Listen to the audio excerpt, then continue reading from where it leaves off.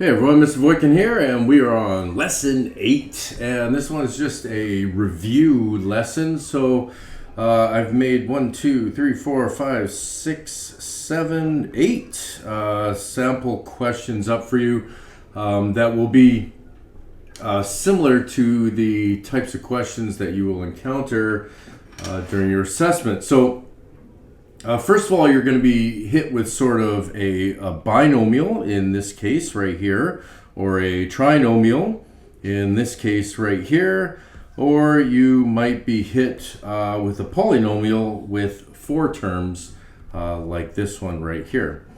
So let's start off with this binomial.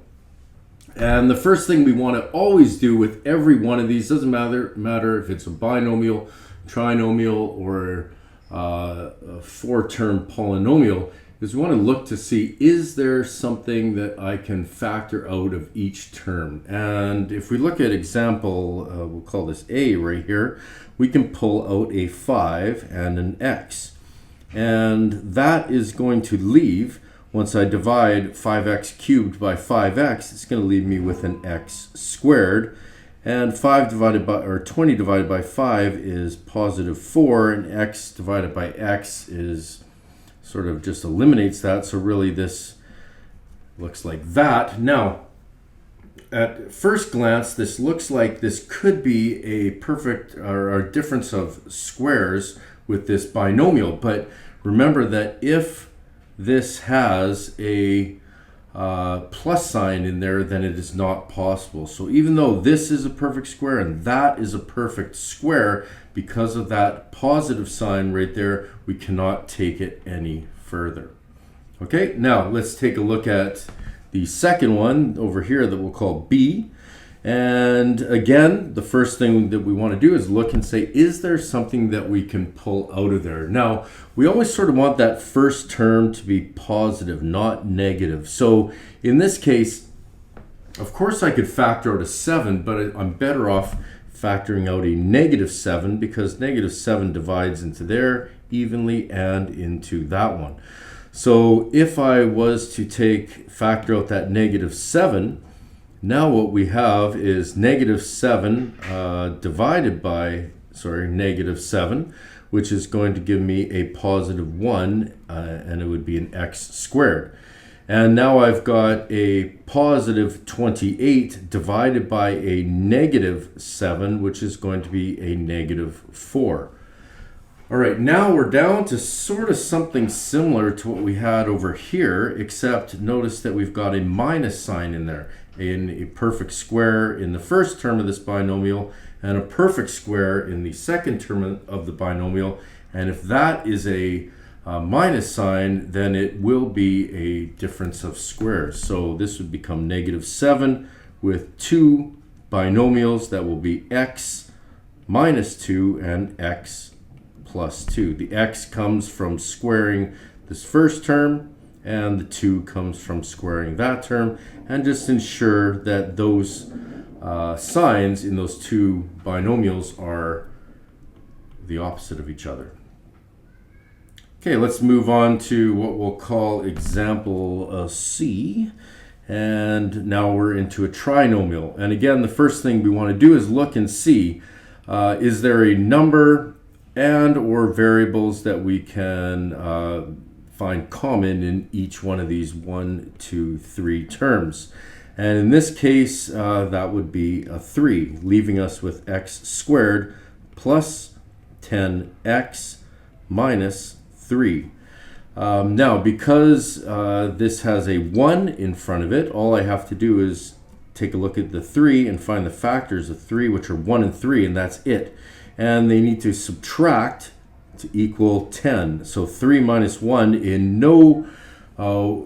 there's no possible way to make that equal 10. So we say that this one is not factorable. Not factorable. Okay, there are other ways to sort of still work with this, but as far as we're concerned in this course, we're going to say that that is not factorable. All right, let's move on to our next example. We'll call D. Again, I can see I have a 2 that I can factor out of there, leaving us with an x squared plus 16x minus 40. No, that is completely wrong. Let's do that again. It's x squared minus or plus 8x minus 20. Okay, and now what I want to do is take a look and see if this thing is a perfect square trinomial, and it is not. And I know it's not because I cannot take the square root of 20, and this sign right here needs to be positive. This one is a perfect square, but these two down here are making it so that that is not a possible situation. So we have to do the same thing where we're going to take a look at this. Because this is 1, we'll just take the factors of 20, which are 1 and 20, 2 and 10, 4 and 5, and they need to subtract to equal 8. That will be the 2 and 10, and the signs will be different, and the largest number of those, the pair right here, is going to be positive. So it's going to be positive 10 and a negative 2. So this is going to break down. Don't forget we pulled that 2 out already. And this will break down into 2 binomials. And it's going to be x minus and plus because the signs are different. The 10 is positive, so it goes right there. And the 2 is negative. It goes right there. Okay, moving along to example E. Again, we sort of have something we can pull out of here. I can see a 2 is common everywhere, so I'm going to pull out a 2. But here we're in that situation again where I've got a negative right there. So I don't really want to have a negative right there, so I'm going to pull out a negative 2. Okay, so when I pull out a negative 2, it's like I'm dividing everything by negative 2. And if you need to write it down just to make sure you don't make an error with the signs, then do that. So I pull out a negative 2 and I look in here. Negative 2 divided by negative 2 is a positive 1 x squared. Negative 16 divided by negative 2 is a positive 8x. And positive 32 divided by negative 2 is a negative 16. Okay, now in this case I want to, I've got the 1 right here again.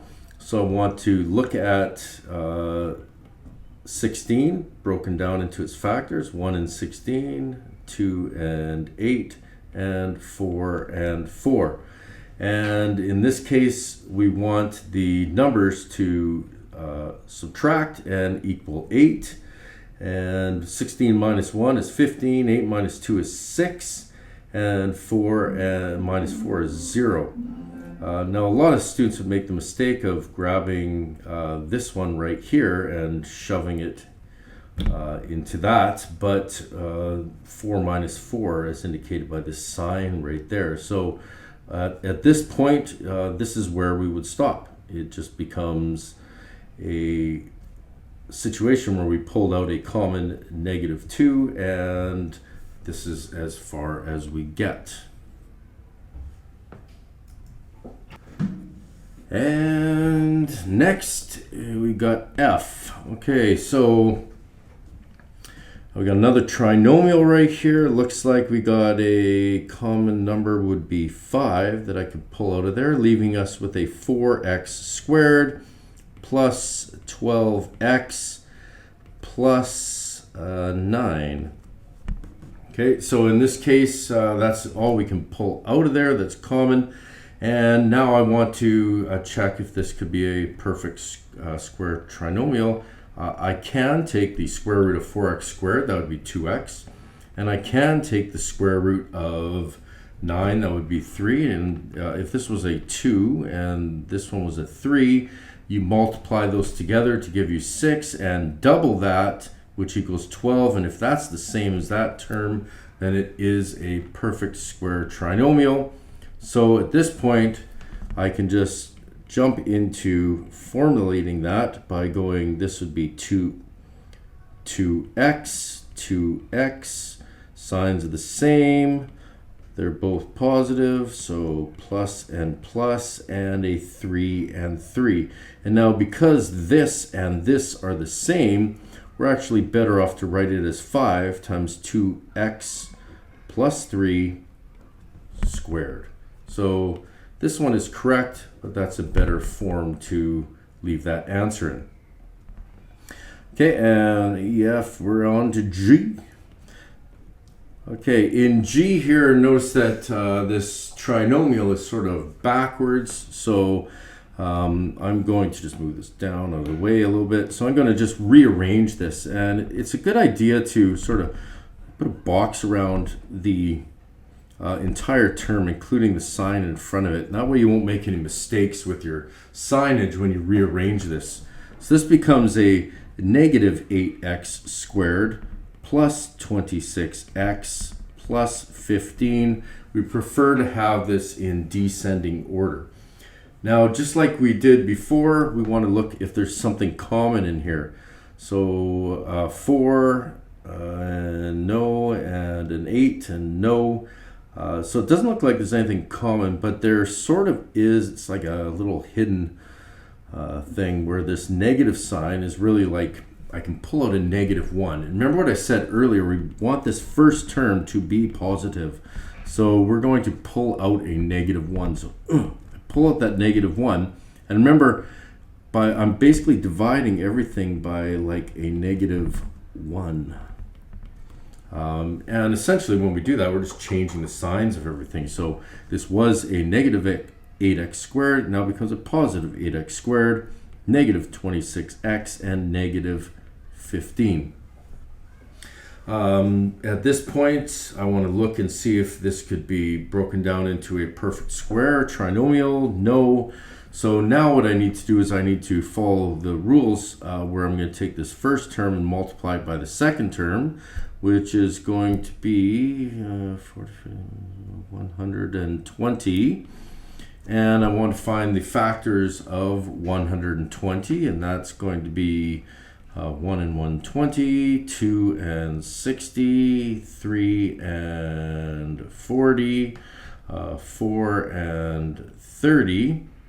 And it looks like we can stop at that point because we're looking for two numbers that are going to subtract to equal 26, and that would be 30 and 4. The larger number is going to be negative, so negative 30, positive 4. And now remember what we're doing with those two. Because this first term, the a term in front of the x squared, is not a 1, we're going to keep everything the way it is. So it's going to be negative 1, and then that's sort of outside this big bracket here, and I'm going to go 8x squared. And now, what am I going to put with the 8x? The 4 or the 30? The 4 matches up better, so this can be a plus 4x, and then a minus 30x, and the last term stays the same at negative 15. Okay, so essentially I'm going to bracket these two off, and really we're adding those together. And now I want to look at this first one. And there's a negative 1 on the outside. Now, you actually don't need to write the 1. It'd just be negative whatever's inside the brackets. And notice inside this first binomial right here, I can pull out a 4x. And that's going to leave me a 2x plus 1 on the inside, which means that down here I should be left with also a 2x plus 1. And so to get from negative 15 to a positive 1 means I'm going to divide this by negative 15 and this one by negative 15. So are they both true? Negative 15 divided by negative 15 is positive 1. That's good. Negative 30 divided by negative 15 is positive 2. And that's good. So that worked out. So that means I factored out a negative 15. And now I'm just going to put this thing back together. Okay, and don't forget we have that negative sign on the outside. I now have one bracket that's going to, or one binomial that's going to be 2x plus 1, and the other one's going to be formulated using what's left over here, which is the 4x minus 15. Okay, so that's one form that can be in, but just be aware that because of this negative sign out there, there's actually a few different ways that we could lay this out. So if I was to apply this negative sign to this first binomial, I would end up with a negative 2x minus 1 inside there times 4x minus 15. And if I was to apply that negative sign to this one down here, I would have a 2x plus 1 in there, and the other one would become negative 4x plus 15. So we sort of have three different ways to lay this thing out. The preferred one is going to be 1 or 3, although 2 is technically correct. These are more correct. And the reason is because right here you got a negative, and if we have two negative signs on both those terms, then we tend to want to pull out a negative 1. Okay, and usually on the first term as well, we want to have that as a positive term. So another way you might see this written out is they can reverse these things. So they may end up writing it out like this, like 1 plus 2x and 15 minus 4x. And the only reason that's still correct, just reworked it. The only reason they did that was to make the first term in each one of those binomials positive.